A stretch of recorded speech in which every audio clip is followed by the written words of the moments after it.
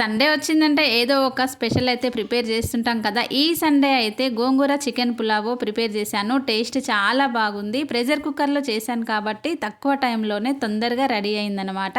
ఎలా చేశాననేది video miss అవ్వకుండా పూర్తిగా చూసి మీరు కూడా ట్రై చేయండి. చాలా చాలా బాగుంటుంది టేస్ట్ అయితే.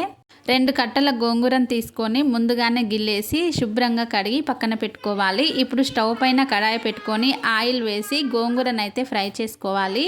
ఇలా ఫ్రై అయిన తర్వాత దీన్ని పక్కన పెట్టేసి ఇప్పుడు కుక్కర్ పెట్టేసుకొని ఆయిల్ వేసి ఆయిల్ హీట్ అయిన తర్వాత మసాలా దినుసులు, సన్నగా తరిగిన ఉల్లిపాయలు, పచ్చిమిర్చి, కరివేపాకు, కడిగి పెట్టుకున్న చికెన్, అల్లం పేస్ట్, పసుపు వేసి మనం ఫ్రై చేసుకున్న గోంగూరను కూడా వేసుకొని ఒకసారి ఇలా కలిపేసి కొద్దిగా కారం, ధనియాల పొడి వేసి మనం నానబెట్టుకున్న రైస్ని కూడా వేసేసుకొని తగినన్ని వాటర్ వేసి కాస్త సాల్ట్ కూడా వేసుకొని 3 విజిల్స్ వచ్చేంత వరకు కుక్ చేసుకోవాలి. అంతే, ఎంతో సింపుల్ అండ్ టేస్టీగా ఉండే గోంగూర చికెన్ పులావ్ రెడీ. ఓకేనా, బాయ్.